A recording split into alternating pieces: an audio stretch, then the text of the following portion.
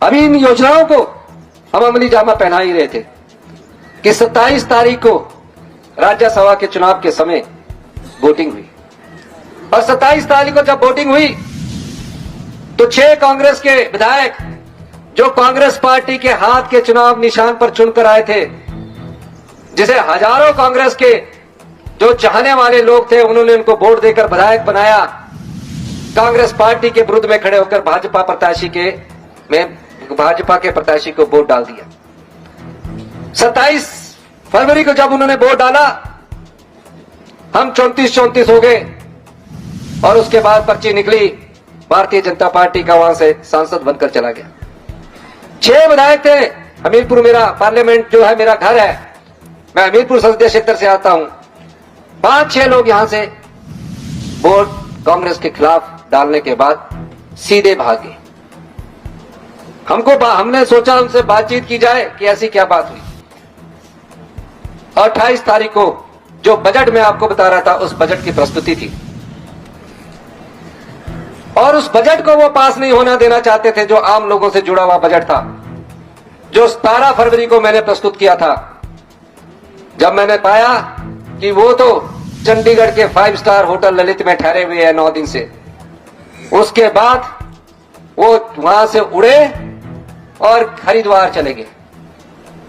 हरिद्वार जाने के बाद एक साथ लगते क्षेत्र से भी विधायक थे। हरिद्वार जाने के बाद सोचा, डर था मन में, गलती की हुई थी कि हम अपने पाप धो लेते हैं। और पाप क्या धोने थे? गंगा मैया ने भी कहा कि तुम इतने पापी हो, अगर तुम्हारे में पाप धोने लगूं तो मैं ही मैली हो जाऊंगी। उसके बाद वो तपस्या करने के लिए ऋषिकेश चले गए। वहां फोटो आया उनका वायरल की योगा कर रहे हैं, ध्यान लगा रहे हैं, पर जो पैसे लिए हुए थे वो ध्यान लगने नहीं दे रहे थे। जो धन लिया हुआ था वो ध्यान लगने नहीं दे रहा था, वो बार बार टच्ची का ख्याल आ रहा था कि कोई और तो नहीं उठा के ले गया। जो स्वाभिमान वाला व्यक्ति होता है वो कभी इस तरीके से नहीं देखता। और फिर उठ के देखा, फिर वो चले गए गुड़गांव यात्रा एजेंसी। 20 दिन से हिमाचल प्रदेश से बाहर है। ऐसा क्या डर है आपको? हम तो कुछ कर ही नहीं रहे। लेकिन जिसने चोरी की होती है और जो बिकाऊ होता है, जो अपने ईमान को विकास बेचता है, वो डरता है।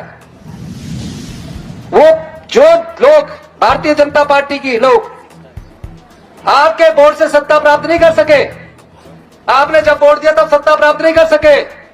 हमारी 40 सीटें आई और नोट के दम पर वो सत्ता प्राप्त करना चाहते हैं, लोकतंत्र की हत्या करना चाहते हैं। क्या आप ऐसे लोगों का साथ देंगे? दोनों हाथ खड़ा करके बताइए, जोर से बोलिए। हम हिमाचल प्रदेश के लोग देवी देवताओं में विश्वास रखते हैं, देव संस्कृति में विश्वास रखते हैं, लेकिन भारतीय जनता पार्टी के पूर्व मुख्यमंत्री जयराम ठाकुर जी, राजीव बिंदल जी, मुख्यमंत्री की कुर्सी की भूख लगी है। दोनों में भी लड़ाई है। अब उन्हें यह लगा कि हमने तो करोड़ों रुपया खर्च कर दिया, 9 विधायकों को भी उन्होंने जेल की तरह रखा हुआ है। वोटिंग के समय अनाडेन में एक हेलीकॉप्टर, दूसरा हेलीकॉप्टर और 25-25 सीआरपीएफ के जवान चले हुए। हम तो घरों में भी सिक्योरिटी लगा दी। उनके परिवार वाले हमारे परिवार वालों की तरह है। अगर आपने ईमान बेचा है, हम आपके परिवार का सम्मान करते हैं, लेकिन आप जो बिक जाते हैं वो कभी जनता के सच्चे सेवक नहीं होते। जनता का सेवक बनने के लिए त्याग करना पड़ता है, लेकिन आपने अपना सब कुछ बेच दिया। आप भाग रहे हैं, कभी इधर भाग रहे हैं, कभी फेसबुक के द्वारा बात करते हैं। हम तो ये पूछना चाहते हैं, आपने अपने विधानसभा क्षेत्र के 29,000 लोगों का अपमान किया, जिसके दम पर आप चुनकर विधायक बने। आपका अपना कोई अस्तित्व नहीं था। ये पार्टियों का अस्तित्व होता है, व्यक्ति बड़ा नहीं होता। मैं 40 साल के लंबे संघर्ष के बाद इस मुख्यमंत्री की कुर्सी पर पहुंचा हूं। कई बार वीरभद्र सिंह जी ने मुझे मंत्री पद का ऑफर दिया, मैंने कभी भी सिद्धांतों से समझौता नहीं किया, क्योंकि मेरे माता पिता की संस्कृति लोगों की सेवा से जुड़ी हुई थी। हम आम परिवार के लोग हैं, हमें सत्ता नहीं चाहिए। सत्ता के भूखे जो लोग होते हैं वो नोट के दम से सत्ता प्राप्त करना चाहते हैं, और जो नोट के दम से सत्ता प्राप्त करता है वो बाद में जनता से लूट घसूट करता है, सिर्फ अपनी ताकत पैसे के दम पर बनाना चाहता है। ऐसे लोगों को सबक सिखाने का वक्त आया है। क्या आप सबक सिखाएंगे? जोर से बोलिए, क्या आप सबक सिखाएंगे?